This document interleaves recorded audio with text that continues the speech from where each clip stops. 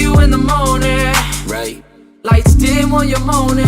Look, I know it's not my business, but you're my favorite on my hit list. I wanna know what you're up to when you're not at my house.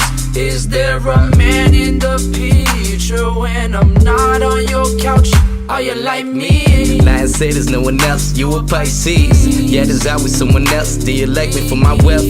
Poison to my health, the God is gold diggers that I always wanted better. Remember first impression, relationship in the question. Beneficial being friends, I select you now and then, but I can't. Roles keep switching up, never seeing it. Drinking every night to say the things we can't. Then you wake up, put your dress on, give a tight hug. Then you're on your way. Yeah. And I wish you would've stayed now. Remember what we talked about, all the deep words coming from your mouth. The look on my face when you said you're moving south. Thinking what it would be if I took you on that road. See you in the morning, Right, lights dim while you're moaning. look, I know it's not my business, but you're my favorite on my hit list. I wanna know what you're up to when you're not at my house. Is there a man in the picture when I'm not on your couch? Are you like me? Are you like me? Are you like me? Yeah. Are you like me? are you like me? Lion say there's nothing felt, I'm an Aries. Yeah, there's always something felt. I'm too focused on myself. Hell, I'm too focused on my. Remember that time when your friends hit you up for a party and they left you with a man that was sipping on Bacardi? Had everybody sloppy, so you caught me, he's too touchy. Where your friends now? I think they might have left me when I heard that I was angry that they had you all alone. There's no need to be sorry, I'm just happy that you hit my phone. Now I'm speeding in my car on my way to you, thinking what I wouldn't do if you asked me to. Started all over, having drinks in my kitchen, I can see the tension cooking. Tell me to listen, what's really going on? Would you ever do me wrong? Do you feel like you belong? Tell her. See you in the morning, Right, lights dim while you're moaning. look, I know it's not my business, but you're my favorite on my hit list. I wanna know what you're up to when you're not at my house. Is there a man in the picture when I'm not on your couch? Are you like me? Are you like me? Are you like me? Yeah. Are you like me? This is Project Me, Season 2, Episode 2. I'm excited. I can't articulate my excitement. You know what I mean? And one of which is because it's been such a long week and the brother's tired as hell. And I'm going to try to articulate how awesome these two guys are. I think it would be wrong to say some of these people don't know who you guys are. Let's say they weren't ready to hear you guys. Hey. So can you please educate these people why they should be ready for what y'all about to drop on them? Well, we are Room for Two. I am Superior. I am the singer. My name is Carl Archer. I'm the rapper. Why y'all should be educated on us man is with his is light skin, like we suave mix voice. Light skin suave shit. Nah, you guys gotta be educated because we make some sweet ass music. Hey. Oh, am I allowed to say that word? Yes. True. yes. Sweet ass music. I was warning y'all that we're gonna have a raw interview. Okay. You know what I okay. mean? Oh, And because we it's going the two raw, of bro. y'all, no pun intended, we're gonna get even more raw. Okay. You know what I mean? Okay. We So- make soulful, meaningful shit. If y'all looking for some lyrical, nice melodies, some sweet Man, this sexy guy with music. his light skin suave thing Nah, going man, on. I'm trying to represent the music, I bro. feel you, but you know what? The girls are gonna see the thumbnail and see what y'all bringing to the table. You know what I mean? And then they're gonna be like, "Oh, this guy, he's got the voice too." You know what I mean? I can just picture it. I can picture it. But you know, straight up, I love you guys because some people are gonna be like, "Yo, man, pause, Richard. What are you talking about, love?" You know what I mean? Mm-hmm. But you know, I'm comfortable with my sexuality. I can talk about love. You know what I mean? Hell yeah, man. I rock with what you guys are bringing to the table because one thing that I love is 90s R&B and 90s rap music. And why I love that age of music is because you had these guys that were so vulnerable, you know what I mean?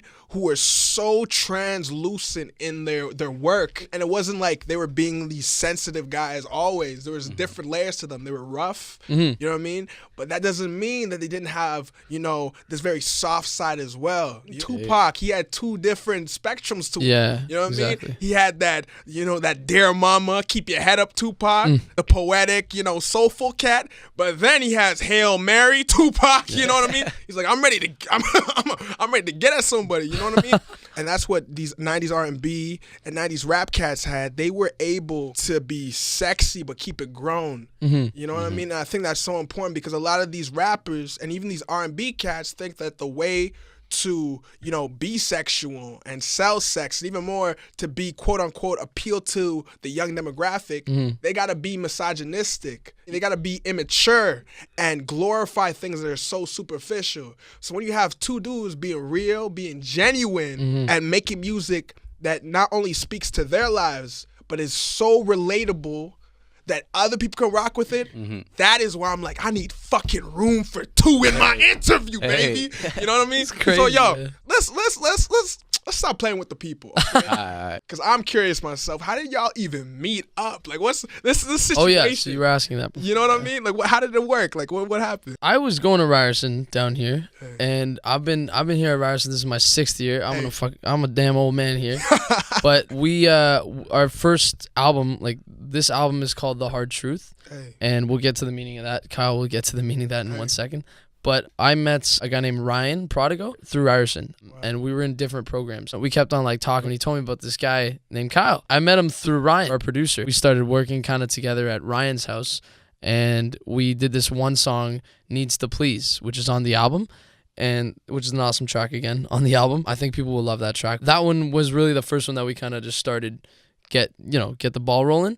And then Kyle turned to me and we kind of talked it out, and we said we were going to do an album together. So that's where it came from, man. It's a smooth version of it. Yeah. It's a very smooth version. It's a very smooth version, I know. All right, on my It's a half. buttery version. On my half. He's like, I got the non-filtered version. All right. Motherfucker met one person, met another. Listen. So, yeah, that's how him and Ryan met. Hey. So, for me, it was different. I went to high school with Ryan, actually. I was in grade 9. He was in grade 12. Hey. And I remember I was just getting into rapping, writing some lyrics, and I always knew that Ryan was into making beats. And at the time, I tried to hop on with him. How old are you, I was Kyle? like 14 when I tried jumping. Damn, bro.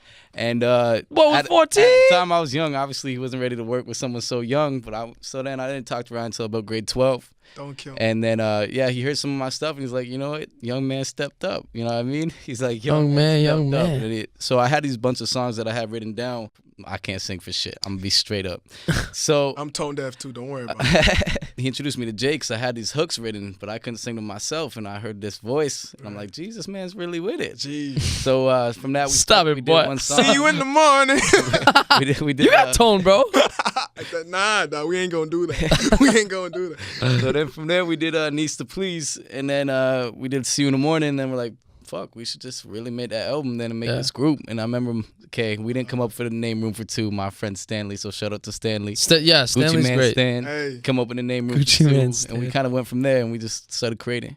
Yeah. Hey, man, can we really break down? Because that track, dog, that's a banger. I love the concept, you know what I mean? Because it's one of those tracks where y'all brought it all the way back, but you kept it modern. Like, y'all really kept it in that pocket to the point where you didn't take it too back where people of our generation would be like, whoa, this is too old school for me. You know what I mean? Okay. And I love that because even with the music video, See You in the Morning is a very, artistic music video. Like, did you guys, collaborate with the director? Yeah, We did a bit. Yeah. Shout out to Karina Evans. She's an amazing director. Yeah. She helped us shape our idea and turned it into something amazing. You're gonna see amazing work from her in the next Can we just bunch of months. just give these people a little, for those that don't know who this girl. She's a talented girl director. She just did the video for. She did she did a God's list Plan. of videos. God's Plan she did for Drake. Yeah, she's been working hard, man. That girl deserves everything. She's a very nice, sweet girl too.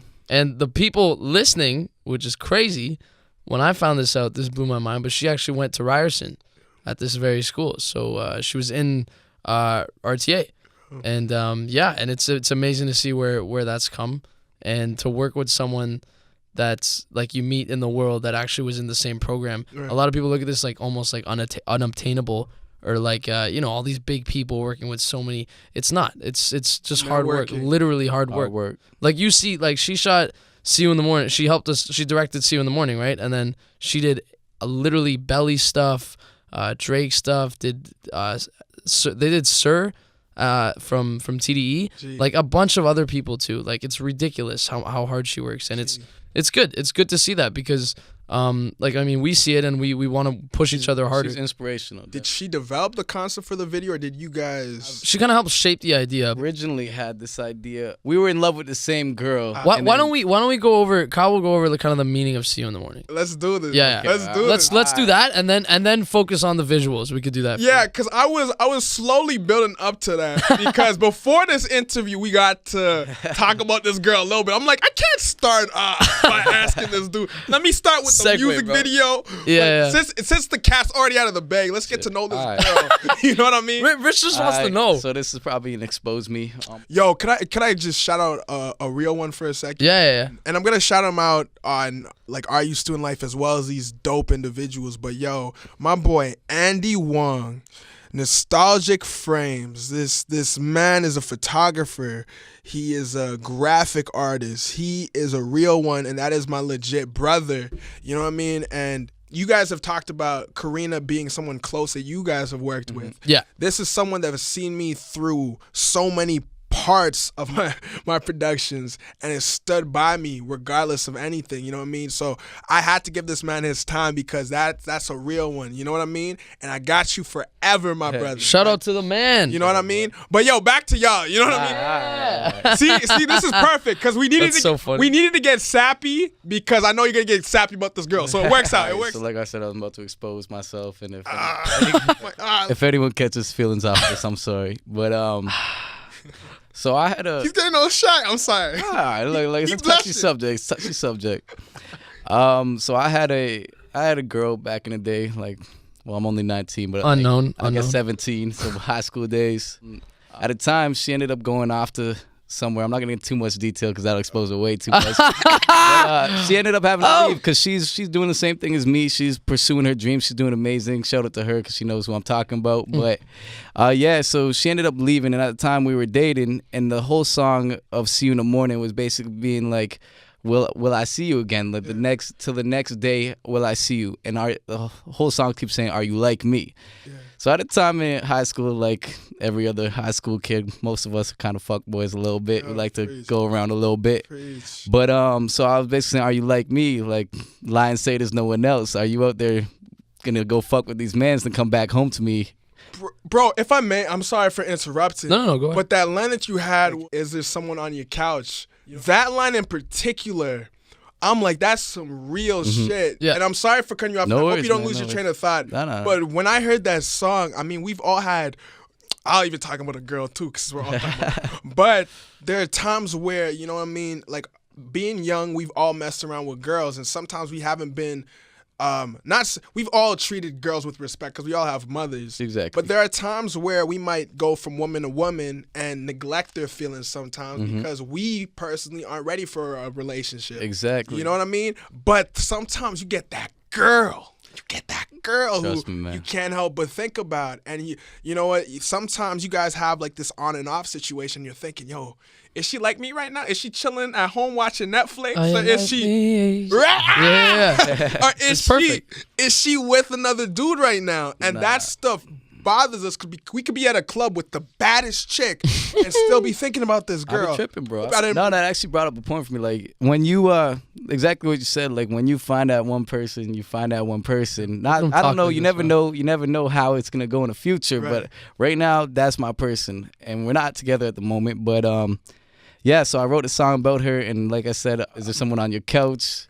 And then basically thinking, like, when she's over there, are you going to have some necks on your couch or not? Like, probably have some girls in my house. Just you tell me that you love me and have some man sitting beside you on the couch. I don't want to be that guy. So that's what the whole song idea is about. And basically, if we could both be faithful and do the long distance relationship. And that's where I got all the idea from.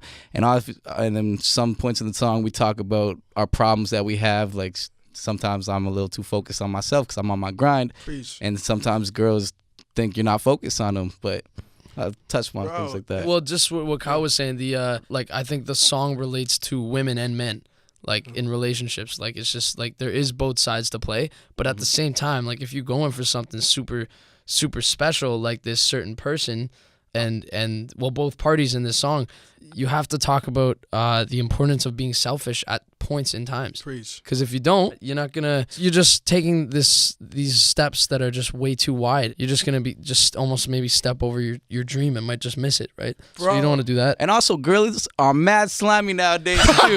I tell you straight up, look, guys used to be bad. Now guys want to catch the feelings. Like guys, I've noticed that all our boys, they're like, shit, I really want to like go to like stay down with this girl, and I see his girl at the club like all over some next man's. I'm like, oh, this that Instagram age though, bro. Bringing that girls, up, man, I don't they know, all man. stuff these days. But yo, you guys are throwing too much. Okay, I'm gonna start at the first thing, which is like the grind, because I'm working on basically, the song The Weeknd, SZA's song. I'm doing a remix and I'm releasing next week. Okay. How I respect, and I'm flipping it because I'm talking about the same thing. You know how that song was basically her saying that you could chill with your thoughts during the week, and then I want you for the weekend. For how I'm flipping it, because whenever I do something that's come from a personal place, basically the whole song is from the girl and my perspective. So the girl's saying like, yo, I get that you're grinding on the week, but I want you on the weekend. You know what I mean? And my guy, like, basically he's talking about, yo, I rock with you as a person, but I gotta get this. You know what I mean? I gotta do what I gotta do and get mine. But at the same time, I'm running out of chances. One of the lines is, I'm running out of chances, you deserve romancing. You know what I mean? Because straight up, I realize that you as a woman, you kind of feel neglected. And I don't want you to feel that way. But at the same time, we ain't got it made. I got to do what I got to do. Exactly, yeah. But at the same time, I don't want to lose this because, like, this girl's something special. So, you know what? Damn right, I'm going to see you on the weekend. I'm going to give that time to you. You know what I mean? Yeah. And, like, but I'm also saying that I'm not only just going to stimulate you on a sexual level, but on an intellectual level. I fuck with that. Have you ever been into a club and see a guy with a girl and you're just like, how the hell... Did he get hers? Yeah. You know what I mean? And this girl's not gonna dance with anyone. She's so loyal to this dude. Yeah. And it's because that guy, even though he might not look it, he is stimulating her on an intellectual and sexual level. Yeah. And that girl's good. Yes. You know what I mean? And like even there's a line in this song where it's like sending DMs on your gram, forget that noise, you need a man. You know what I mean? And even a part where I'm saying that, yo, I see that there's other dudes blowing you up. Yeah. Those dudes ain't a threat because I know you're really feeling me. You know what I mean? So in that regard, I feel like there's a lot of girls that don't understand the grind. And I feel like those are the girls that aren't meant for me personally and probably aren't meant for y'all too. You know what I mean? Yeah. But the girls that are willing to be on this journey with you and understand that you're not neglecting them. Yeah. Or so you're just trying to reach the best you can be. Exactly. Those are the girls we're worth rocking with. But at the same time, talking about the whole trifling girls, I feel it's funny because you brought up your girl, I'll bring up mine. There's a girl, and Andy's gonna probably be laughing right now. There's a chick, you know what I mean? I'm not gonna out this out too much. Nah, yeah, unknown. I know, no name. But there's this chick who got out of a relationship with a dude. You know what I mean? But I thought she was dope. You know what I mean? And for me, I'm not really a relationship dude, and I would never say I'm a fuck boy, but I'm a dude that hasn't really met someone that I'm just like, yo, I want to be in a relationship with you. And for me, I'm at a place in my life where I don't want to half-ass nothing. If I'm gonna do something with you, I want to give it full. You know what I mean? Because I feel like y'all deserve that, and I feel like I deserve that to be the best me I can be. If I can cut in here, if you're trying to be the best full of yourself, right? What happens when you're trying to build a relationship that you both are busy trying to search for your own thing, and you're still trying to build something? That's the divide there. That's what's so hard about relationships, is that how much time do you put into you? How much time do you put into her? Oh, I agree with you. That's the divide. And I'm not saying I have an answer. I don't have an answer. No, I'll tell you the answer right now. Hey. Listen. There's room for two, I'll baby. tell you right now. Nowadays, everyone's getting married later on. And the reason why is because people are starting to pick up on they got to focus on themselves. Until you find that person, even when you find that person, in my case, the girl that I want to be with is off doing her own thing right now. And you know what? She puts that before me. I'm okay with that because I put my music before her. Preach. But when it comes down to girls, I'll put no one else before her or no one else before anyone else before her. You know what I mean? Is it the same with her? Like, would she put anyone? See, that's the no. He just asked the best Listen, question. that's the problem. I know she puts what she's doing before me. I hope she puts me before anyone else, but you never know nowadays. That's why you can't get locked up too early. Bro, and that same girl that I'm bringing up, she brought up the fact that she just got a relationship, a 4-year relationship, and when I came to her, I was like, yo, let's go, get like some coffee or do some shit. Yeah. She's just like, no, I'm not ready for that. And I was like, okay. I'm like, I didn't really understand because I'm like, yo. Wait, you just asked to go for coffee? But she's like. She's not a coffee person, eh? It's not even that. She was like, I don't want to get into a relationship. And I was like, I'm not asking. That came out of I'm nowhere. just trying to go for coffee. You know what I mean? But she kept bringing that up. So the way I saw it was, one, why I didn't like elaborate on it because I'm not a reacher. Like, I'm not going to try to like really like plead my case on why you should go out on a with me, coffee break. Yeah, you know Jesus. what I mean? Yeah. But at the same time, I was like, yo, this is one of two ways. One, this girl is letting me down gently and does not see me that way and isn't being completely honest about it. Or two, she's afraid that coffee date might actually turn into something. You know what I mean? And in both of those regards, I'm like, yo, it's simple. If you're afraid that things will turn into something, I'm not really looking for nothing. You're not looking for nothing. Let's make that clear and let's make sure that those streams don't get crossed. However, if you see a brother in that friendly way, then let a brother know. With that whole situation, and I think we'll see you in the morning with this girl, I feel like, man, sometimes with girls, we get too drawn in our idea of who we think they are. Exactly. You know what I mean? And I feel like that is a scary territory to get into because sometimes that girl is in that group that you put bro, in. bro, and like that girl, I'm sure she's dope, but the fact that you have to question whether or not she's rocking with you. Let me tell you something though. Yo. So like I said, see you in the morning. You said some smart shit right there. That was respect. This girl was crazy. is the most sweet, most caring person I've ever met in my entire life. I trust her in everything that I have, but we're Steph Curry over here. But we're not together at the moment. Like, and we haven't been together for a while. But like, we come back together, we start talking a bit, we go off a little bit, come back again. But we both have the mindset that we're the people that we want to be with. You know what I mean? Hey. So right now, honestly, I can't really do nothing if she's going and she's got some needs to please. Yeah. I hate that I quoted my own song, but she's got it. Nah, promote. Album coming soon. Official. Nah. There we go. But yeah, no. If I was together with her, I would trust this girl. And the thing is, when you're choosing who you're gonna be with, trust is one of the biggest things that you gotta have on your mind. If you ever have the slightest doubt in your mind, you shouldn't be with a person. Even if it's like one thought every week or something that you're like, oh fuck. But like, that's a good point. If that, even with that, you shouldn't be together. You need someone that you know. Like, she's going out, I go have fun. I'm gonna tell you, go have fun, have the most fun you possibly can have, because I trust you to come back home and done nothing wrong. This is the thing, though. This is the thing. What happens if you, not particularly that situation, but an example of that would be, say you're doing music and stuff, and we're all, say we got like a show or whatever, we're doing our thing, going to LA, whatever we're doing, we're going to the States, and we do not see this certain girl for like 2-3 months, and you've only talked to her maybe a couple times on the phone. Now it gets interesting where you come back in 3 months. It's like, do you still trust her? Like, do you like does she act different when you when you see her again? Yeah. Like that, to me, I question trust. Like that would be a difference maker. Like time is a big difference maker to me. Preach. If you come back a year and you haven't talked to a certain girl, and you thought you loved this girl at one point, right? And you've only talked maybe 10 times during like the year. It changes everything, man. I think when it comes to that, my brother, it goes back into, and I think one example I'm going to use, some of the friends I've seen, they've become friends with that person first and that's established this foundation. That's what you need to You know what I mean? Because I feel like when you start off with these expectations about what this relationship is, Yeah. and you're not friends beforehand, Yeah. then things get complicated. Exactly. But when you have that friendship and then it blossoms to something more, those 3 Exactly. months, that girl's still gonna be thinking about you. Yeah. And if she's not, then she was never yours. That is my mantra. Oh, Yeah. If you got to really like exactly what you said, if you're jealous about another guy taking your girl, she was never yours to begin Yeah. with, because it goes back into that intellectual and sexual stimulation. Yeah. You know what I mean? If you're really, really giving this girl something that she can't get nowhere else, she's gonna stay with you. Yeah. Unless she's really trifling. Yeah. And some people might be asking, what do you mean by trifling, Richard? I mean those girls that have no redeemable qualities about them.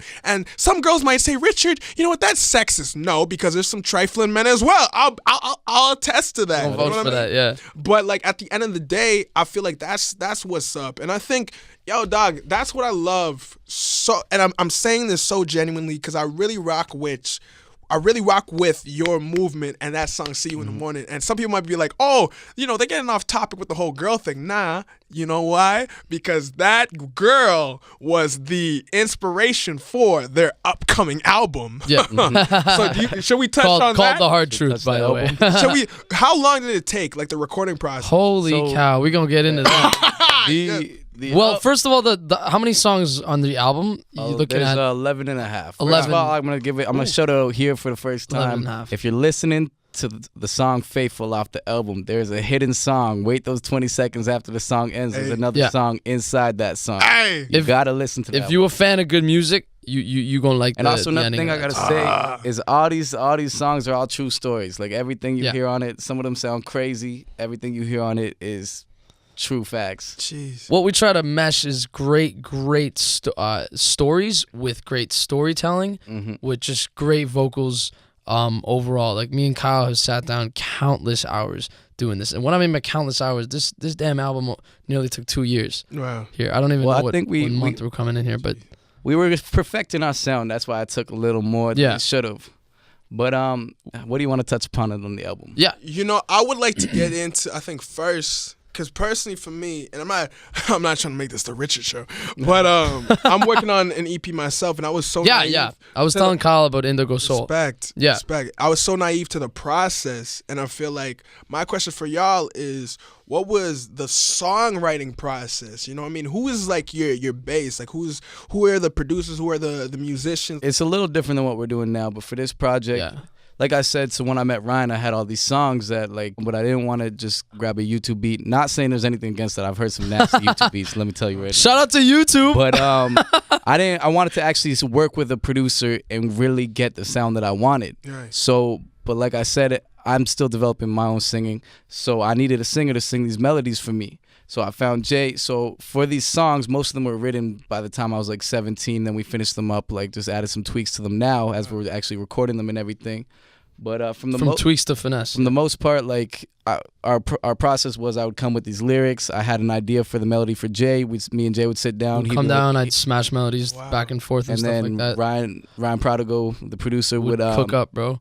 make the beat around our melodies and everything, and that was our process. Like what was so great about it, like to me, even just working with Kyle, just doing from the songwriting process to the actual recording and stuff like that. We do vibe off of each other. Like I can come off of like a song and he'll send me an idea. Like we'll finish a song and then he'll send me an idea that he thought for another beat, and I'll grab some element or some melody that I heard that possibly he was thinking of something else, and then we kind of almost like mesh. And I think what's great about, and I was telling Kyle the other day, like I think it's really cool that we as artists can, just individual artists can come together. Because I just started singing like literally 2 years ago. Like this album is the first album that I'm actually singing fully in. Praise. So what's really cool is that we can come together as artists, both as individuals and in collaboration as Room for Two, and really mesh together so smoothly. How we think an idea could sound out. And we're both perfectionists here. So we're not saying it just comes so easily. Like this came from working with each other for this long, for 2 years, right? And we've just been head up from there. Bro, I remember Cause like just I know you said you had all these songs, but I remember talking with you about father figures. You had that hook. I've been waiting for so long. And your producer, I remember you told me the story where your producer's like, yo, run that back. Like what was that?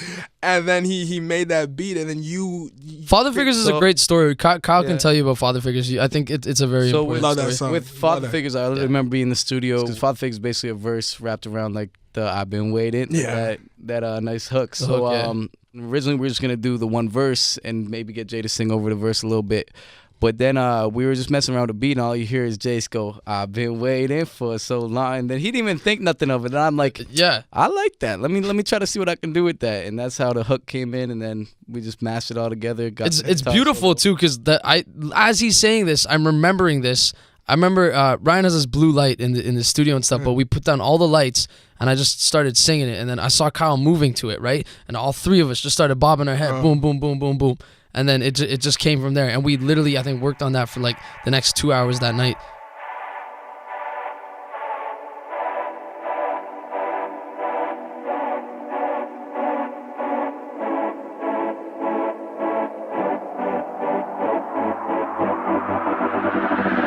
I've been waiting for so long. All this time it made me strong, but I know you gon' keep me down. I've been waiting for so long. All this time it made me strong, but I know you gon' keep me down. Look, I know it's been some time since we talked. Lately I've been up and down, taking every shot.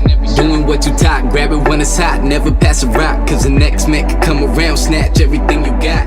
I know you don't know me, with the lack of time your lessons getting sloppy. If I'm failing, will you help me? That's a real question. Not testing, so don't worry how I'm feeling. I'm just trying to figure out if you're worth the time passing. Need a father for guidance. Lately I've been slowly breaking down, trying to hide it. I've been burning through my mileage, won't be too long till it's too late to make a man without wrongs. How I wish we got along. Miss birthdays, important days, always seem to be more important things.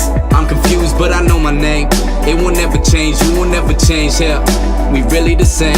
Stubborn like a bitch, stuck in our ways. Hiding from the truth till it's up on our grave. See, I got a picture, but I never got a frame. If I don't like what you're saying, get the fuck on my face. Lord, don't mind that, don't mind me. If you want a second chance, I'ma still be. Don't mind that, don't mind me. If you want a second chance, I'ma still be here, hoping that my mind will change. When there finally comes a day that I can say I've been waiting for so long. All this time it made me strong, but I know you gon' keep me down. I've been waiting for so long. All this time it made me strong, but I know you gon' keep me down.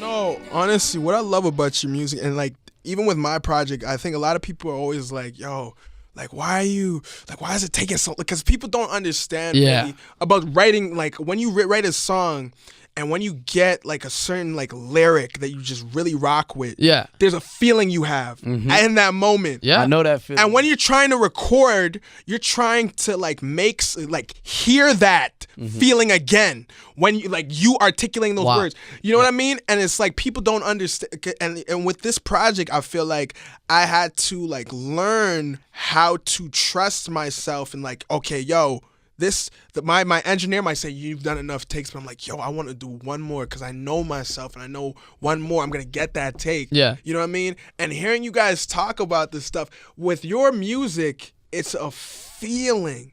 You know what I mean? Like I don't want no more. I don't want no problems no more. But it keeps me running. This guy knows, bro. Dude, bro, and it's like, yo. I was laughing as hell, bro. And it's like that reggae, like production that your boy cooked up. Yeah. You know what I mean? Course. It's the whole package is something where you just like, it's just one of those songs where you just get lost, and it's like, again, a lot of people are making music right now, and I feel like that's in a sense diminishing the quality and how I think people really don't understand. Like, do you think people rush? Are you saying like people rush the quality? Or people rush the process? People think the process comes so quick, and then when they rush it, they lose the quality. I think that's it exactly. Yeah, okay. Because I remember watching a 112 interview on the Breakfast Club. Okay. And one of the singers was like, "Yo, back in the day, it would take a day to do a hook on analog, like because they would have to do man. You know what I mean? You know what I mean? And it's like I feel like a lot of people, especially rap music and just music in general, they don't understand the grueling work. And I don't feel like I've understood it completely myself because that's you being humble, which is respectable. I think really with what people really don't understand is these are parts of our lives. These are parts of us. And as artists, we're literally bearing our heart on a canvas. You know what I mean? And because of that, we're willing to devote a day just to recording and neglect other things. You know what I mean? So 2 years, my question to you guys is, how do you guys balance life with this album? Whether it was girlfriends. I'm looking at you, Steph. Steph Curry. Yo, he's going to call me Sway in a second. I know. Yo, Sway in the morning. Shave 4-5. Got Bam hat on and everything. Wake your punk ass up. God, it looks got good. The whole though. thing, dude. It looks good. Yo, it's all love. It's all love. Wait, did you call me Curry? He's got a bomb. He's got a cute daughter, a great wife. He's got Millie, so sorry. Yeah, that's a great comparison. I didn't call you LeVar. LeVar, bro. That's a whole nother light skin, my brother. You know what I mean? But yeah, like, how do you guys balance that, like music and life? It's tough, but I mean, like, man, like the beautiful thing about the people that are listening, we have 5 years apart from each other.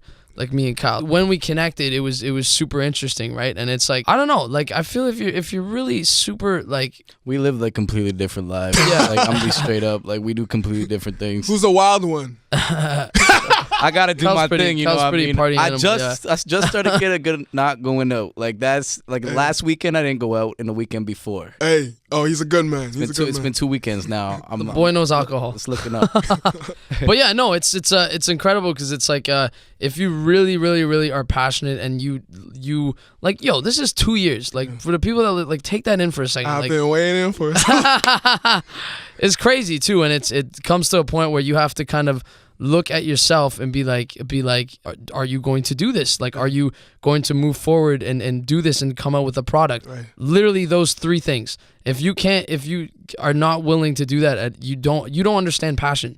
Like for me, if you don't have like an end goal, at least with some sort of process, then to me it's like you will end up being able to balance life. Like when you think of it, if this is the most amazing thing you want to achieve, you are willing to do anything to get to it. Preach. Anything great, not anything bad, but anything in the means of like losing sleep. Yeah. You know, I'm talking about that. I'm talking about like you know, me and Kyle traveling very far in a car just to you know, give someone like 3 our music. minutes. So, yeah, something little. But I mean, like me and Kyle did some fashion shows too, right? And it's like we're kind of diving into like a lot of stuff, and yeah, he can vouch for it too, man. Like yeah, no, like when I decided, like I would say I was 18. Like I always did music. Like I said, I was writing music since I was like 14. I always wanted to do Kid Kai, that was his name. Kid Kai. Don't even Set that out to the anyone world. that knows Kid Kai. Yeah. Sounds so like some Dragon Ball character. Dragon Ball. No, but then Kid yeah, like, Kai.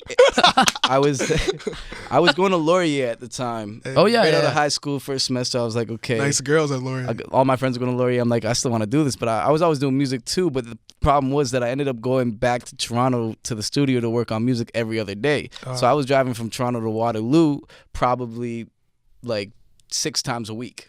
So it was like, there's no point in doing this. One, I'm losing too much damn money out here, gas and shit. But so yeah, I ended up switching schools and started up Seneca. So I finished up that. But like basically, I devoted my whole life to this. You know what I mean? All I do now when I'm free time, I'm writing music.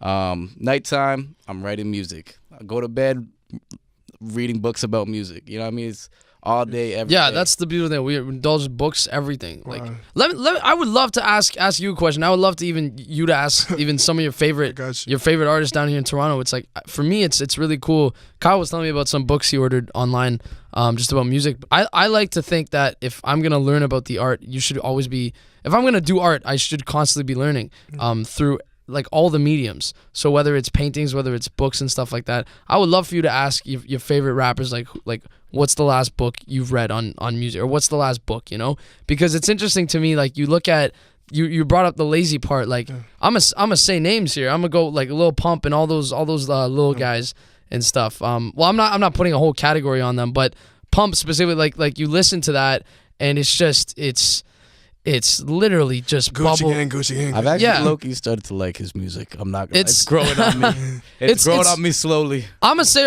it right now. I think it's part of brainwashing. I think when you do that, it makes people not to take credit away from artists, but it's just it takes a certain person to like. You're literally repeating the same thing. Like these guys, like we work at storytelling and shit like that. And See, the only thing I gotta go against you on is it's a different type of music, though. Exactly. Yeah, I'll agree with Kyle with that. I've accepted that now, and now I can listen to the music. You know, if I may. Oh, sorry, I don't want to interrupt. Well, let me tell you something. He goes different type of music. Well, I want to make this point. Rap is rhythm and poetry. Preach. One more time. Rhythm and poetry. I love hip-hop. You love hip-hop? Hey, that's to me, that's it. If you call yourself a rapper, it's like that's what it means to me. And it's not, people go like you're an old head, or like all the old heads with the little guys that they don't like them and stuff, or they're branching into a new genre. They are doing something cool though. Like there's elements of it that's kind of interesting and stuff. But it's like, to me, it's so interesting. Like I would love to see even like Pump. Like I haven't seen an interview with him, but it's like what's their process of doing music? Like I just see like what is he talking about, man? Like Gucci, like you're supposed to be like sending a message to kind of like. For me, I think there should be a purpose in this stuff. Like if you're doing art, there should be a purposeful kind of thing where like you take like rap and kind of put it into something poetic, literally rhythm and poetry, man. And if you can break it, sorry, go on. No, I don't mean to cut you out because you're on a dope like just stream of consciousness right now. But I feel like one thing that I've started to do is I agree. Like I really appreciate them in the club or even going to a party. Like I'm about to go to a party setting, but. One thing with the Post Malones and other artists that mess in that camp, I've started to listen to the music to really like break down, because like my main struggle was being too wordy, you know what I mean? And Post Malone, he's really good at coming up with short, you know, he's good with stretching words too, bro. Like he's very melodic and he comes up with very catchy verses. Yeah. So I love listening to cats like that. But I think going into what you said, taking a story and making a song that's not only meaningful but could be played in the clubs. Yeah. I think Goldlink killed that with Crew. Yeah. Oh man. Oh yo, so where were you been? Like I was down last week. Yeah. Where were you? Where was this girl? You know what I mean? What guy can't? And you could bump that in a club and people would go nuts. Yes. Yeah. And it's about finding that medium. I think Kendrick was another cat which people would. The one thing people could say bad with was Kendrick was he was too wordy or you couldn't understand his lyrics. Yeah. Then he came out with Damn. Yeah. Found that good medium and people like, whoa, Kendrick's on some whole nother level. You can't touch Kendrick now. You know Kendrick's what I mean? Been on some shit, bro. Nasty. So, TDE in general has been crazy, man. You know what else? Dreamville. Yeah, Dreamville, man. Dreamville. My favorite artist. Cause Buzz. That's about to say. His new album. Woo! Oh man, I gotta take some time to hear that, bro. Something special. But back to Room for Two. Yeah. You know what I mean? You got, correct me if I'm wrong, 11 songs and a half? 11 and a hidden song. There we go. The half 12, is the 12 songs. 12 the half songs. is the hidden song. But yeah, we'll call it like 12. Is it like a chronological story? Yeah. Yeah. We spent a lot of time thinking like. Oh, so this never actually understood. We never got to explain what Room for Two means and everything. Wait. Let me ask you something. What do you think what does Richard think Room for Two means? Room for Two. I thought y'all were just feeling kinky that night. You know what I mean? You guy really. No, not with y'all two. Pause. Oh shit! I was like, if you're into that, you know, we ain't discriminating, but I was saying more for like one girl women, each. Yeah, you know what I mean? Okay. But Room for Two, like. Also, that was like a relationship, like type of. But if we're gonna go on a more, conscious level, yeah, I feel like in this generation, there's like this crab in a barrel mentality where we feel like only one person can make it. But Room for Two, y'all are saying that both of y'all can make it, and there's enough. Wow. Wow. You know what I mean? Wow. There's enough food on the table for good. both of you. You know what I mean? Because there's a lot of people that think, oh, yo, I'm gonna make it. They don't think about community. A lot of people, see, that's the problem. They neglect that networking is you just being a good person and people rocking with your brand. Yeah. Being invested in who you are as a person. Then they're like, oh, yo, this guy he's actually a dope artist. Yeah. That's something I want to get invested in. So I think Room for Two is just y'all two talented people saying like, yo, I'm my own separate brand. But whoa, let's get this money together. Let's do this as a community. That's a great motto. I didn't even know. I love. didn't think. Oh, damn. Like you were on some shit though. Like I might start explaining that. That's the meaning. But Sway came through. Sway. Room for Two. Actually. This is all still part of it, but this is the actual meaning. Hey. Yeah. So fuck, that was a good meaning. That was great. Anyways, yeah. So Room for Two. So the way that it has to do with the way that we wrote the songs, the way of our production, the way of like we did everything was meant for a reason. So Room for Two is not actually meant to be me and Jay at all. Room for Two is supposed to be us, like we are as one with the listener. So we are bringing you, the listener, in to the room. So each of our songs, listen. Yeah, it's you listening to us. So each of our songs have, when you listen to production, like we have one that sounds like it's on a beach.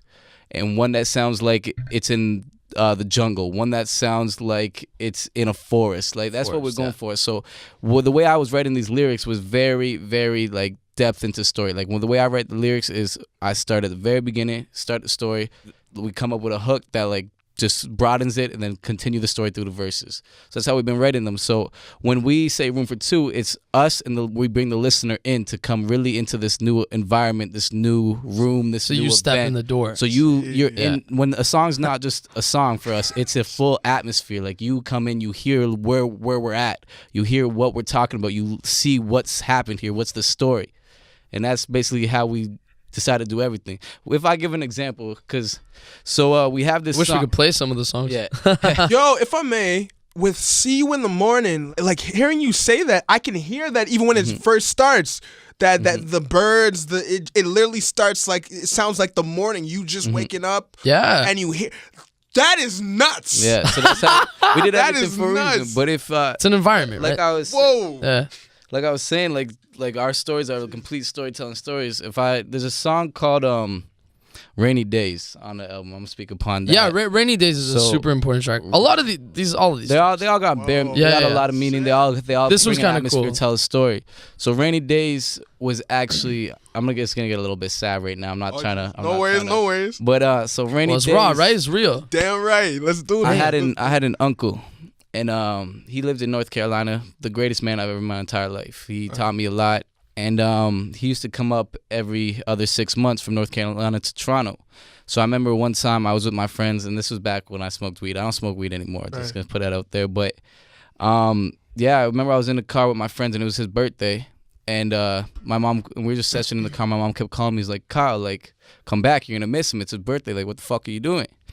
And I'm like, nah, Mom, like, I'll be there soon. So I remember I even made a whole bunch of stops on the way home, and I got back to my house, and he was gone. And I'm like, okay, whatever. Like, I'll see him next time. We come back in like 6 months, whatever. And then we get a call the next day, and he actually didn't end up making it home. He stopped at a motel and had a heart attack. So I never got to say bye to him. This is like one of the most important people to me. So that exact story we explain exactly in the song. Like if you listen to the song Rainy Days, it starts from literally us getting high. The way we shaped it though, it's us getting high in the car, but I actually didn't make it me and my friends. I made it me and Jay and our producer. Yeah. And we're just reciting at the beginning. We're just writing a song. Then literally from that you hear the car turn on and you hear us start driving in what I'm doing until I get to my house. Then you hear the conversation I have with my mom at the house. Then you hear the third verse, you hear like everything that happened. There's a precursor in the first part of it with a siren. So there's you'll follow the story, yeah, but it's really interesting, all the little elements that we've played around, specifically with this track, specifically with Rainy Days. You know what? I remember I was talking to at Ryerson, like in my program, there's this place called the EDC, like the Equipment Distribution Center, where we get all our equipment. And there's a guy that I always have, real talks with. And he's like, one thing about your generation that I feel like you guys are missing is that because you got iTunes and streaming, is you guys are missing on like buying a vinyl or a CD. Like the process of going to the store and buying. And just listen to it with your friends in a room for an hour, just listen to music. You know what I mean? And that's some real stuff. He's like, yo, it's like, what do you guys do? Like, oh, like, you want to stream this album together? You know what I mean? That doesn't happen. And I think. Do you think that's listening to music in solitude though? Is that what? I think it's just. That's an interesting point that you bring up. I think music has become a product. Yeah. You know what I mean? It hasn't become. I think we're slowly losing the passion, and I think even hearing this story and hearing what you guys are doing with this project, even hearing this story, that gave me chills to the point where I'm just like, whoa! I had to move back in my chair because I'm like, this is it. This is music. This is, and I'm not here to dismiss, you know, the Navs and, you know, the Lil Pumps and all of them, because at the end of the day, people are rocking with their music. They found a way to be successful. You know what I mean? You gotta respect anyone that finds a way to be successful. Right? And as a young adult and just a young artist, I can look at them and be like, okay, I don't fully rock with their music, but let me see what about their movement that I can study and apply to myself. That's great. You know what I mean? And it's like, I think with hearing this story, my brothers, I think you guys have something where it's like, it's a feeling. You know what I mean? Because I feel like somewhere along the line, the substance of music has died. You know what I mean? Where we're trying to chase moments, not memories. You know what I mean? And I feel like we're trying to chase moments. That's beautiful. You know what I mean? Because I feel like your project is a memory. I could even though you've already told me that song, I could picture myself, you know, just on the subway listening to that, just be like, whoa, this is some real shit. Yeah. I feel like music, like real artists, are people who could take something from their life, and even if you haven't gone through it personally, it's still relatable. It still hits you. You know what I mean? Because that person has ingeniously creative way crafted a story that resonates with that person in a way where they're like, wow, this is so real.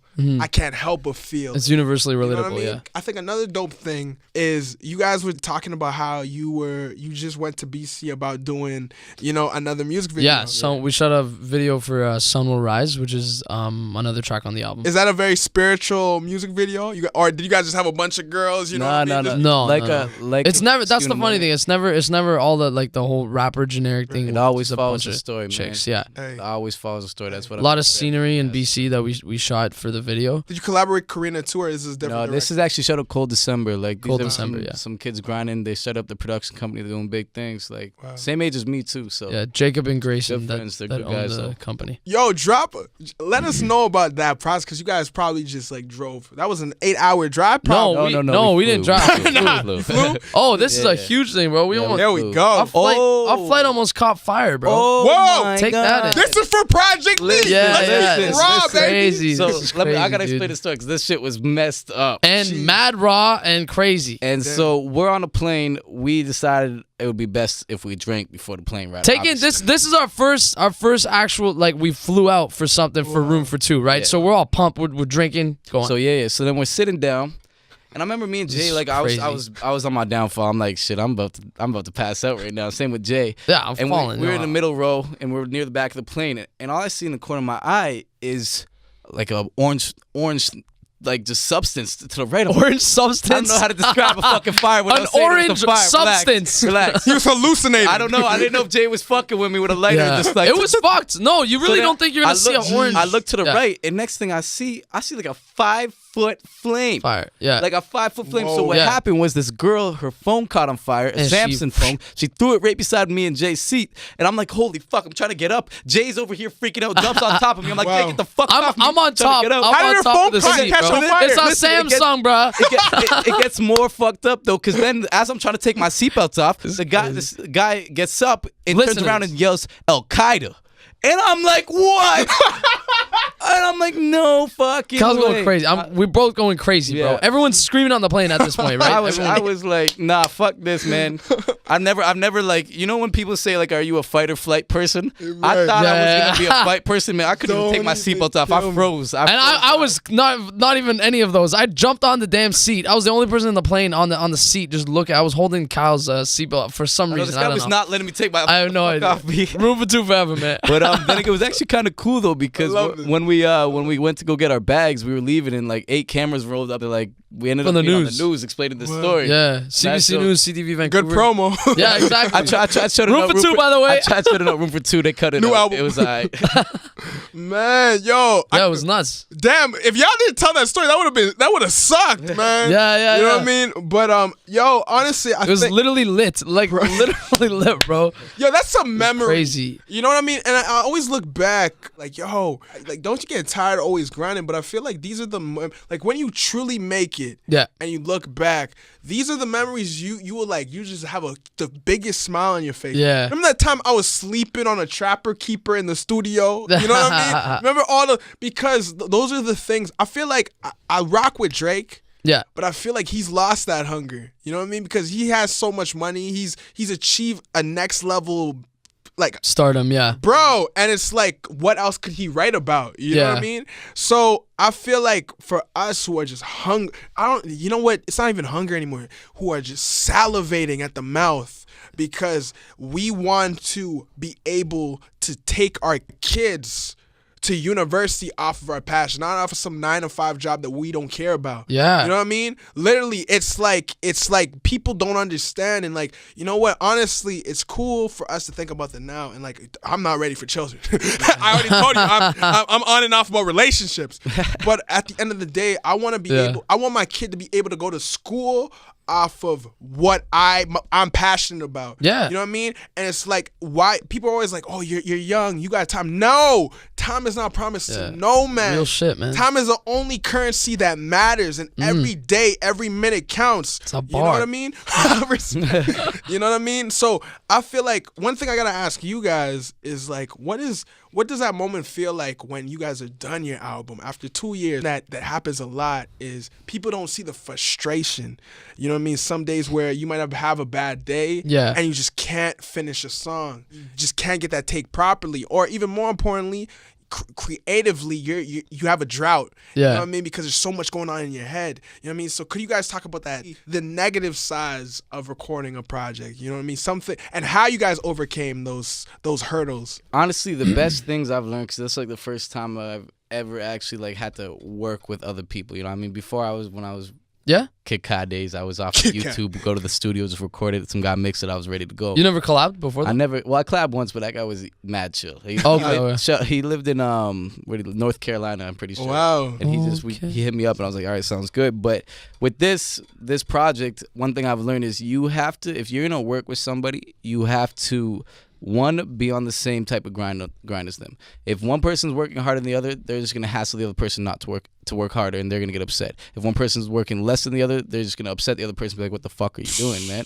So you have to make sure that your work ethic is the exact same. If your work ethic's different, you guys gotta both be on your grind.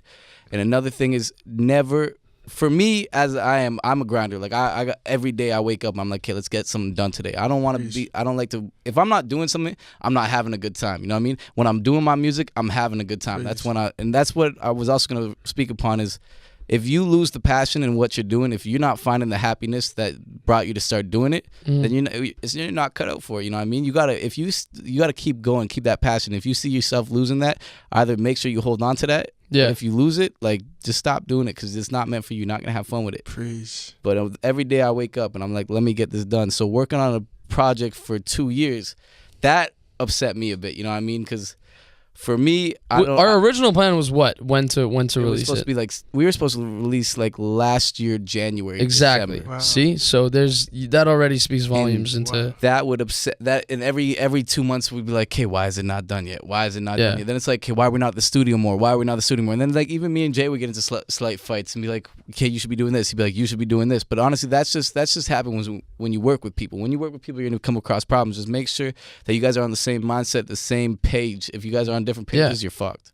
But it takes two well-oiled people here, like put together people to actually have a sit down, a conversation man to man, and just rule out stuff that just is hard to figure out, right? And you sit down at a table and you figure it out. That's it, bro. And you're touching on some stuff that even I've dealt with, because whether it's with my producer Jaden or Andy, yeah, you know what I mean. I feel like you really know who are real people in your life, where you have those fights, you have those disagreements, yeah, and you're able to work them out because you guys realize I was listening to Tory Lanez. He was saying that memories don't die. Yeah. I love watching like just artist interviews, because they'll be saying some stuff. Yeah. You know what I mean? Especially Tory with his Breakfast Club interview. He said something. I'll talk about that later. You know what I mean? That really resonated with me. But like one thing that he said was like, with artists, sometimes we act on impulse, and like we really let our ego get in the way of our rationality. You know what I mean? And things that are really not that serious, we really make into this bigger thing. Yeah. You know what I mean? And I feel like, touching on what you said, just sitting down and having a conversation and being men, you know what I mean? Like, I feel like that's one thing that our generation is lacking as well because of social media. We can't have those face-to-face conversations. Screw that. And just work it out, you know what I mean? And honestly, I think one thing with just your project, I'm sure you guys have dealt with just... There are days where you're just like, is this my purpose? Like I'm spending 2 years on, you know? Self-doubt's a thing. You mean self-doubt? Yeah. That runs through my head at bare times throughout the day, man. Every artist is gonna feel that self-doubt, and that's just you telling yourself that you gotta improve. And I use that self-doubt for me to be like, it's either I stop or I keep going. And I'm like, fuck that, I'm not stopping. I gotta keep going then. And so like I gotta improve myself. Yeah, which is beautiful, and I always see that in That's Kyle. real. For me, it's the motivation, man, is straight up like family, man. Like, well, regarding even us two, like we've been doing this for a while, so we're gonna make it together. And it's, for me, it's like even my family, like my family's been a great supporter, but I am 24, and what really motivated me was that when I released Behold and Love Hip Hop made Z103.5. Look at this guy. It was, I love it. But for me, that was a big thing, because then you go, holy shit, you got a track on the radio, you know, next to so many people, and they kept on playing it for I think the next like 2 hours after I thought they would have stopped. So that, to me, that was interesting. I was like, that's a step back, and then as a man, you just step back. You're like, okay, like is this it? Like this is what you put your money and your tears and blood all into this shit, and then you're like this, right? And then it's crazy. That's when I rapped, right? So that's a huge flip. And then I go with this guy, and I'm singing, and there is one song, Find Out, that I actually am rapping, but I'll leave that for the people to find. But it's an interesting way.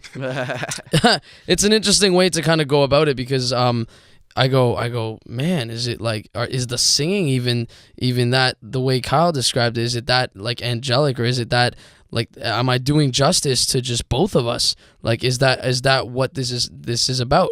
And it makes you, for 2 years, bro, you do think about it. Like me as the singer here, I do think about it. But we all kind of come from like, you know, we all struggled, I guess, like together within that 2 years, and we built something very interesting. So I think people have to stop worrying about there's gonna be problems. Yeah, face it, there's gonna be problems. Like ups and downs. Yeah, bro. Just relax and just figure it out. Cause like, man, stop. Just understand the game. Understand it.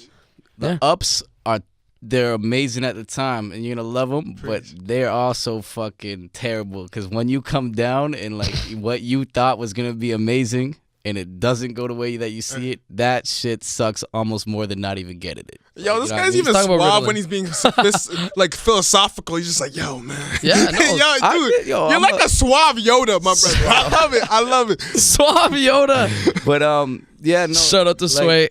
Ups and downs, because I'm telling you, every time, and I always remember every time, like I get a no. Like we have a line in our album off the outro track that actually we wrote, and it was I got 100 no's before I got a yes. I'm gonna get 1,000,000 more before they call me the best. Oof. So every time that I'm getting a no, it feeds me. It upsets me. So then when I do get a yes, it makes my yes 1,000,000 times better because of all those upsets I've had. And that just, you gotta really feed off the no's just to feel the yes. You know what I mean? You know, it's funny. It really is funny when we're talking about even just self-doubt and still like. I think my mantra coming into 2018 is that it's never about the setbacks.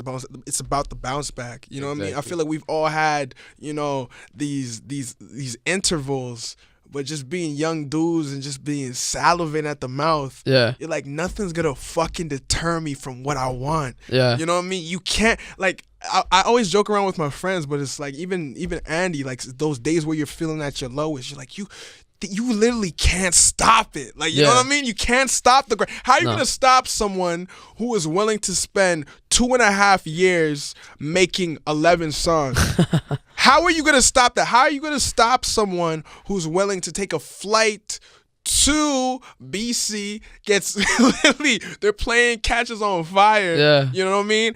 Most people be traumatized by that. They're like, nah, fuck this, I'm going home. They're like, nah, we're recording. That's why this alcohol is good. You know? You gotta drink before. But yo, you can't stop that grind. And I feel like, you know, as young adults, I feel like sometimes we get in our heads, and yes, we doubt ourselves. But it's like, at the end of the day, what we gotta learn is that failure is not the be-all, end-all. You know what I mean? Like you said, my brother, it is literally the fuel that brings that best version of ourselves, because it's only through failure that we build as people, because we gain experience. Yeah. You know what I mean? And honestly, I think that is why I'm really excited for this album, because you can hear this growth. And even with my project, I wanted it to be this evolution from a boy to a young adult, where you hear that, you know what I mean? Indigo Soul, yeah. Bro, and that's what it's all about. But this ain't about Room for Two. But I think I'm hearing that in this conversation right now, in that 2-year experience. Because personally, for me, there were times where I wanted to release my project in September, but life. And I feel like that's another reason why at times as artists we get pulled back into doing this. It's not even just passion, because sometimes we'll just see the stars align and we're like, yo, this is the divine telling me that I'm meant to be doing this. Yeah. Where you've seen things just align so perfectly, whether it's 50,000 streams on Spotify for See You in the Morning. 60 now. 60,000. You know what I mean? No promotion, nothing. You know what I mean? Where you're just like, oh, wow, that is the divine showing me that I'm meant to be doing something. You know what I mean? And I'm just going to say this Tory story, and I want to ask you guys another question, but I was watching Tory do a Breakfast Club interview, and he was talking about how his dad, who was a pastor, had this thug guy come up to him and be like, yo, sir, I'm sorry, I need to talk to your son. And Tory's father was just like, what? Yeah. And then the thug ended up telling the pastor the story of why he needs to talk to his son. And then the pastor, Tory's father, called him. And then Tory's father was just like, look, I got this guy. He wants to talk to you. Is it cool if he just talks to you for a second? He's got something he's got to say to you. Tory's like, whatever. This guy breaks down, this thug. This is how Tory is articulated. So this thug is just like, yo, because this is a song that Tory wrote like back in his earlier days as being a rapper about his mother, and the guy had it playing while he was asleep, and he had this dream where he saw this like angel in a corner, right? And then it was his mother, like it was Tory's mother, right? And as he got closer to the angel was like, tell my son that he is an instrument of God. Whether you believe in God or not, the end of the day is he's saying, tell my son he's an instrument of God, and that if he does not walk by God's purpose, he will surely die. You know what I mean? And Tory, He said that to this thug in this dream. Yeah, and as he's telling Tory this, he's in tears. Wow. He's in this thug. You know what I mean? And Tory is just like, whoa. And I think for us as individuals, whether you're a musician, an artist, whatever you want to call yourself, I feel as young adults, we always question what our purpose is and who we're meant to be in this world. And when I heard that, I was like, wow. Like some days you get lost and caught up in the superficial, and you know in your gut that you're meant to do something. And sometimes little things deter you from that. You know what I mean? But when I heard that, I was like, that's it. Like, that's what's up, because that man was a vessel to tell Tory that, you know what I mean? Where That's it's like, crazy. yo, get your shit together, focus on what you need to do. Yeah. Because you are an instrument. You are meant to project a certain message. You are literally a vessel to inspire other people to do exactly what you're doing, if not greater than what you're doing. Yeah. You know what I mean? And I feel like we are all of us, we're brought here for a reason. I think music can save lives. Yeah, if that's Preach. what you're touching. Yeah, Preach, man. Could you guys get into that? Like, what would you guys want the overall message of this album to be at the end of the day? the hard truth. It's about understanding that there's relatable stuff that happens in this world. You're not alone. Like when you listen to this, you're not gonna be alone. You are stepping into an environment like me and Kyle said, but it's relatable, and we want people to know that it stems from every part of us, and the people listening hopefully will resonate with that. And it's just the truth, man. It's just sometimes the truth can hurt, but sometimes you can make great art from it, right? So yeah. The album tells a story itself. And like I said about, even when I was talking about the Rainy Days song, when I told you the hard truth, like the hard truth is I didn't go see him. I didn't get to go say bye to my uncle, you know what I mean?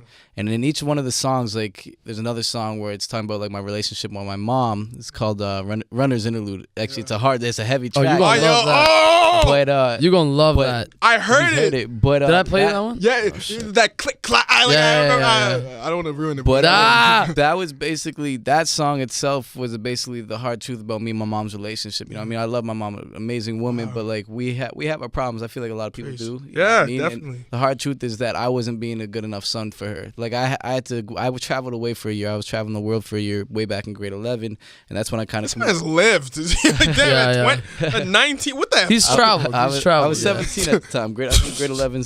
No, I just turned 17. I didn't get homesick. I'm never the type to get homesick, but I remember one time I was just thinking about my mom, and I was like, oh, I miss her. Like, I wonder if she's missing me. And I'm like, what would make her miss me? Like, what was I giving to her to make her miss me?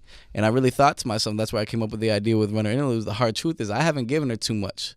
I haven't given her enough to be like, wow, my son is the man I've wanted to raise him to be. And from that, I've tried to shape myself and everything, but that's just another example. Each song has like the hard truth in it. And so basically the overall idea for this album was to be, the hard truth is everywhere. You know what I mean? Everything you do, everything has its consequences. You know, whether you are man enough, I don't want to be sexist, whether you're a big enough a person to like see that and agree with that, the hard truth, and like move on and like shape yourself from that, that is shapes you. And this album was basically showing that, lyrically wise, was showing that I've become a man. You know what I mean? Even with the song Father Figures, when we were talking about that, like me and my dad, like there was years where I didn't see him. Like I probably 8 years I didn't see my dad really. And I was always mad. I was always upset. I feel like abandoned. I feel everything. And the hard truth is that really, if I wanted to put in the effort, I could have saw him too. You know what I mean? Like he chose not to see me as much. He kind of gave up on doing that. But the hard truth is I could have gone and seen this man too. Like, he's my father. I should have been going out there to see him. So the hard truth is I got to stop being stubborn. I got to go and accept the fact of what's happened. I've accepted the hard truth, but I want to move on and forward from it. And that's what the whole album is about. It's just me becoming a man, and me becoming with the girl also too. Like I said, I wasn't the man that I should have been. This whole album, every other song is about the same girl. But it's basically about me deciding that, like, look, I wasn't the man I should have been. I wasn't there for her when I should have been, and this is what it is. And now I'm telling you, like, I'm here for you. There's gonna be a lot of girls that are like, oh my god, he's here for her. Oh my god, I want him to be here for me. Like, yeah, you're gonna get so many of those. I swear. Like, hearing just the themes, it reminds me of 444. And why I love that project so much is you got especially Kill Jay-Z, even Adonis, when he's talking about his father. Like, you know, it's like what were you teaching us? Like, what were you like? What I like, and even 444 when he's just like, kill Jay-Z. You know what I mean? Hearing you talk about I could have been better. That's you killing your ego. You know what I mean? And I feel like as young adults, one thing that prevents us from reaching maturity is not being willing to let go of our ego. The ego, yeah. You know what I mean? Because our ego is, I want to be this person. You should kill it early, though, bro. That's what I think. You should just kill it early. Like, when I was his age, I always said that to myself. Like, I was like, you're gonna wake up, you're not gonna kill it just like that, but it's gonna happen. You should do it gradually and just understand that, like, first of all, people come from all different backgrounds, right? So if you don't kind of like understand how you should be appreciative of everything that you've given. I even say to myself, like, the craziest question is like, would you rather go blind or deaf? As a musician, I'd rather go blind, but it's like I still want to see it's the craziest thing, right? And it's like, imagine those people that want to create music, like those people that are deaf or mutants. You got to be appreciative of this stuff, man. And once you get older, like I only had one chance to see my grandparents on my mom's side ever in my entire life. Like, I'm Guyanese, so we went to Guyana and I saw, so we went to, I feel that. We went to Guyana and I saw my grandparents once ever. And my grandparents on my father's side, it passed away, right? And it's like, they all passed away now. Wow. And I'm 24, and my parents are getting older and stuff. So it everything comes into the realest thing it can be, right? And yeah, like I said, the hard truth.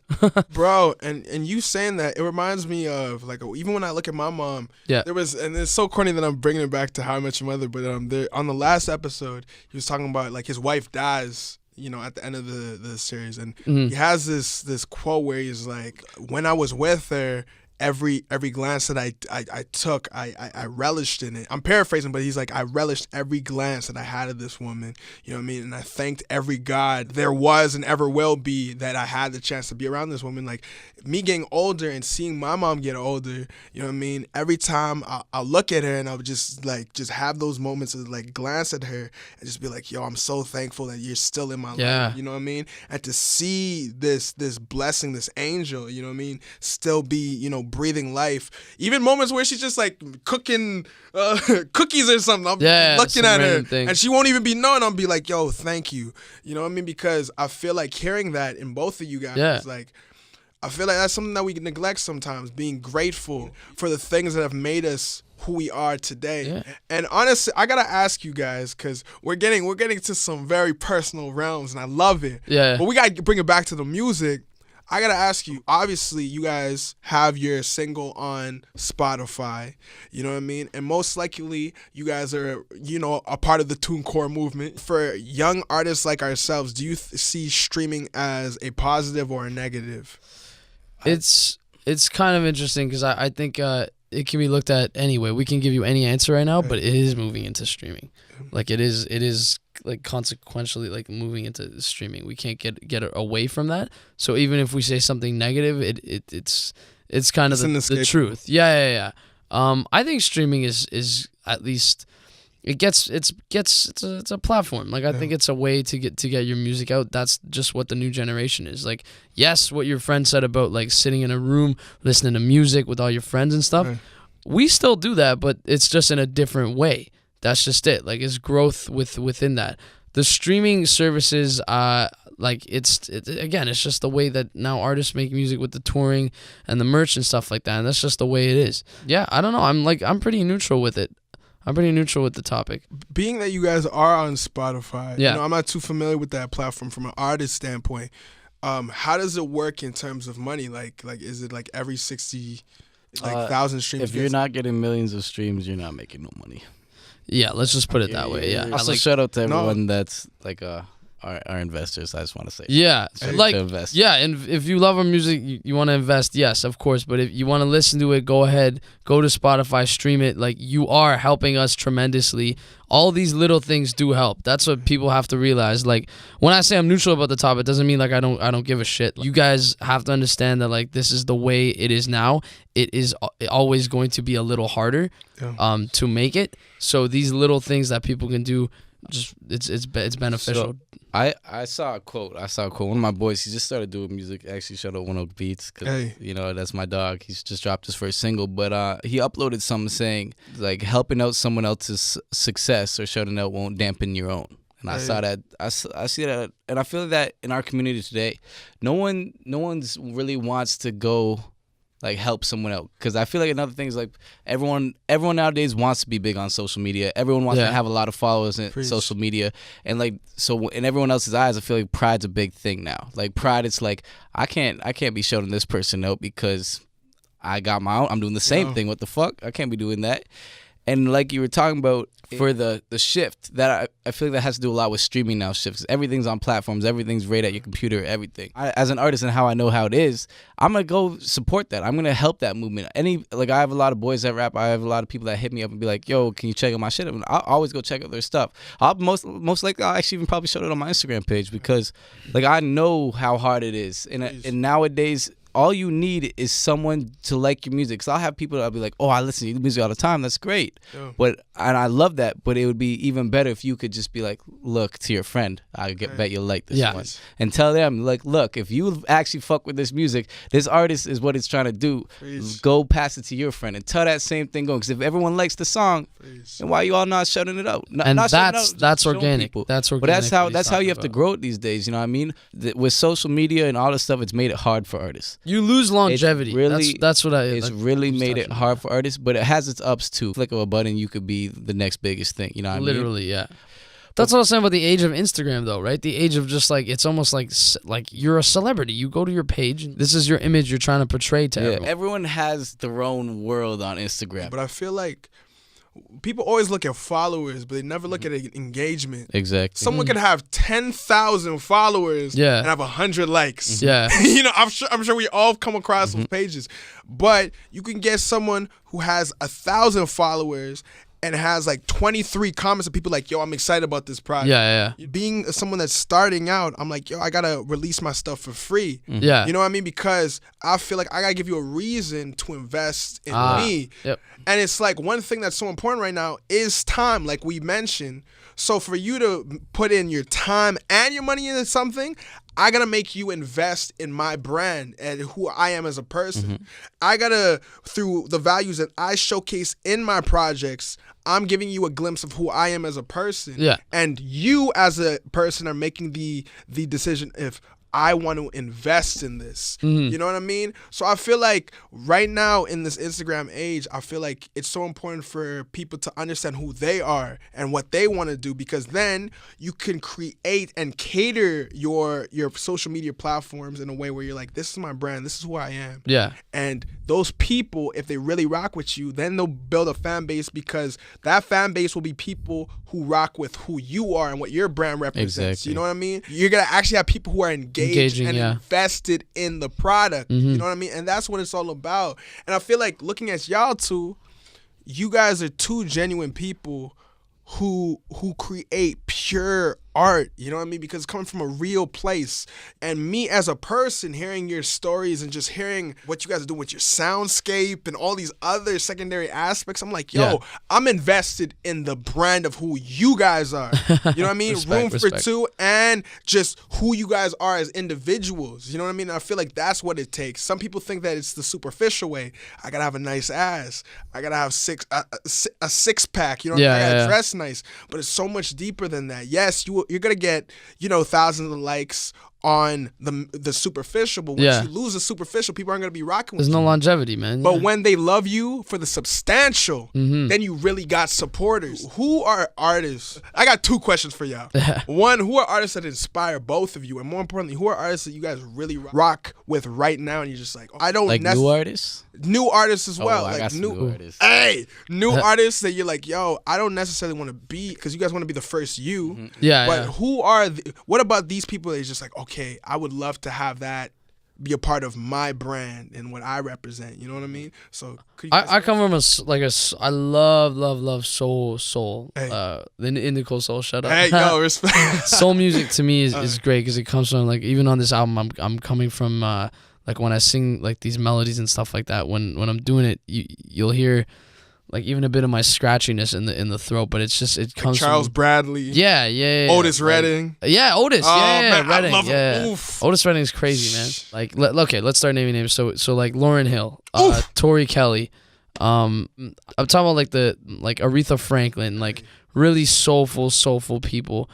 The biggest one though, like I would say, I would love to work with like Lauryn Hill, but her sound, her scape, the way she would kind of like go in on a track, and then I have like on the rap side, I love Method Man, I love Redman, love Cole, like just a bunch of those kind of. I grew up on Shaggy, by the way, too. It's like, cause it's really cool how like I had rap like in me. Like I would listen to hip hop and rap and stuff, but like I really loved the Caribbean music. I love soca. I love all that shit. And it's one of those things. You go to Caravana, and I think we can all talk about it. But Caravana is ridiculous. For me, honestly, what made me really want to become a rapper, I remember this song. My older brother Q, he showed me this music video, and it was Drake, Over. Bro, I don't know what it is about Over. That set my mind up. That's when my mind flicked. I'm like, I want to be a rapper. Like, I saw him in that video. I was like, I want to do that. It's like that Tory Lane thing, though, that thug that was crying. Look at that. This guy made one video, took one guy like Kyle to look at it, and just changed his complete mind. Like that, like when I'm telling you, when something's a flip in your mind, like I remember being with my brother, and I literally looked at him, like, I want to do that. Like, I want to do that. Yeah, that's like, crazy. I was really bad. So from there, I remember listening to J. Cole in like early days.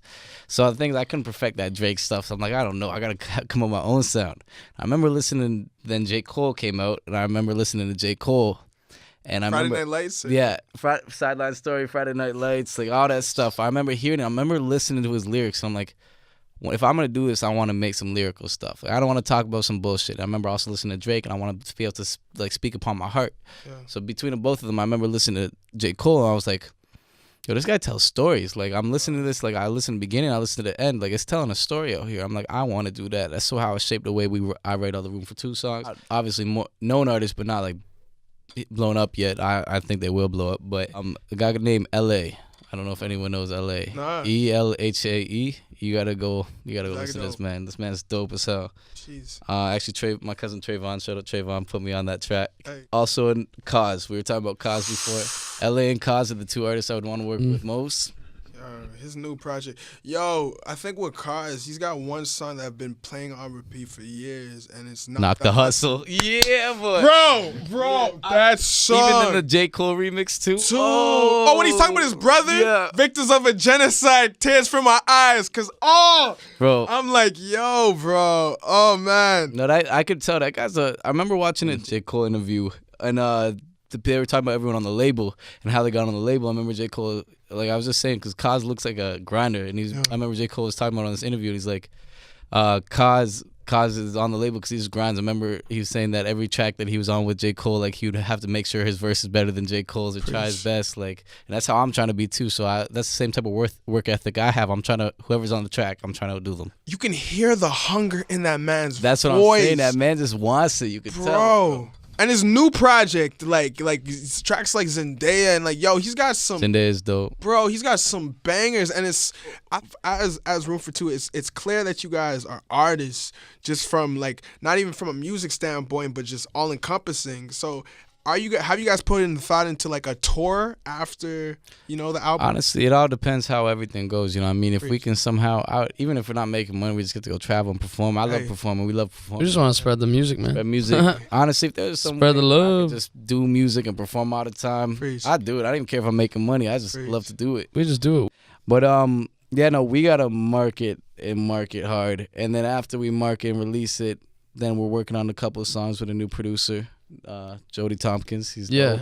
Jody, shout out to Jody, by the way. Jody Tompkins just finished Francesco Yates's new song "Come Over," and yeah, sounds good actually. And then I'm actually starting to we're starting to do some of our own stuff. I'm starting to work on my own EP being produced by Mal, who works with Pyrex a bit. But it's people like you that bring us to some like a place like this, and we can talk about at least the message and what we actually are about. And I think when people can even look at videos about artists, like, yeah, the music's great. Are they good people though? Like, like it's platforms like this that we can actually just at least get what we think about even the whole industry just out. So we thank you, bro. Thank you, and thank you guys for coming over. Shout out to Are You Still in Life? Shout out to Tesney. The social media team, so many dope people on that movement. You know what I mean? Shout out to all of them. Can you guys hook the people up with your handles? Yeah. You can find you. You can find me at the Okay, that sound like I gotta change the title. I I don't mean to sound cocky, but someone else took Kyle Lurcher already, so I had to put the. Oh, that was why I didn't know. I didn't mean to be a dick. So like it was at the Kyle Lurcher. And I'm at RF2 Superior, and then together we are at Room for Two Official. So yeah, come get this music. The album is coming out soon. Check out See You in the Morning, watch the video, and show some love. Can we have a live little performance for one of your songs? Is that cool? Live performance. Right now? See You in the Morning. Right now? Yeah, y'all ready for this? I'm trying to get deep. We'll do some thinking. All right, so this is more lyrical track. Goes like, thinking all your answers in the bottle. You my drunken model. Lost your mama and your daddy. Yeah, it's hot to swallow. Living like there's no tomorrow. Promise I'll be there for your morning sorrow. I will always care, even when your heart is hollow. Even when you push, even when you spend all your fucking nights smoking kush just to rid the pain. I still know your name, who you are, baby. You're my star, and I hate to see that change. You're not the one to You're punching blame. back. I've been there. I'll be there. That's cool. A couple things with setbacks, a comeback is soon. For now, I'll be the man that's gonna fly you to the moon to watch the sun rise early in that afternoon. Tell me, is that you? What you like? Is it rude for me to stay in tune with the vibes of a girl who don't understand what she lost in this world? Their opinions don't mind them. They just haven't been introduced to a true love. Close your eyes, it'll be alright. Sun will rise just to see your light. I'll be damned if another dies. So please, keep me close for this while. Light your darkness with your smile. No, it hurts, I know you cry, but there's beauty in your eyes, baby. Baby, all our problems seem to collide, and I don't know if I can take it. Hey, tell me, baby, can you take it? Hey, yeah. that's a little Bro. peek. little snippet. Yo, I know people gonna be asking me to ask. Where's you your to bar? come through. Yo, dog. We need I'm your verse here, Richard. Bro. Yo, we definitely gotta do something, man. But look, whoa. What a way to finish off the show, you know what I mean? Once again, this is the second episode of Project Me, and I couldn't be more happy about the people that came through. I'm so blessed to have y'all. This has been an exceptional show. You already know, at Black Dot Hercules, we got stuff coming. It's not a game. 2018, you know what the mantra is. Straight the you know fuck what I up. mean? Yo, and we gonna have some more episodes thrown at your head top, so just keep enjoying. Stay open-minded. Please, support these two because they're really holding it down for music. Much love.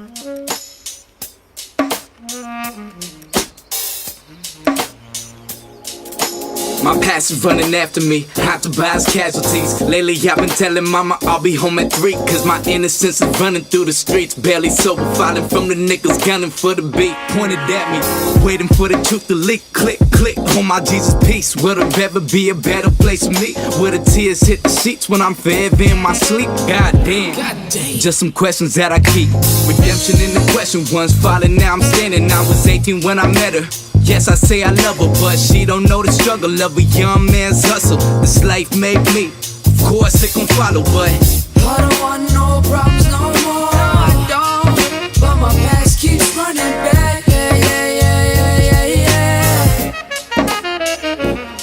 I said who knew? I was so bad to make karma keep stabbing me right in the back. My life's so cruel. Took everything I had, snatched it all back. Now that bitch so mad. I'll be honest, my past action ain't understood by your good habits. Sorry from lack of fucks on your prestige status. You been classy, I've been nasty. You started working, I've been at it. Every time my past comes up, we're back where we started. Need to stop it, cause I don't want no problems no more. I don't, but my past keeps running back. You see me trying to do better. Will you catch my fall? Struggle is within me, yes, it's deep in my heart. I don't know what you want from me. I can barely breathe. Maybe she's still, hey, what I've done, maybe she will. forgive me for my wrongs. Maybe I can. Show her that she's mine. All my past times to find this man that I am. So take Accept me as I am, understand my stand to follow my plans. Your chance to take my hand. Handsome, but I got depth, so I won't let you make a mess in my head. Moving forward to the day that I'm dead, cause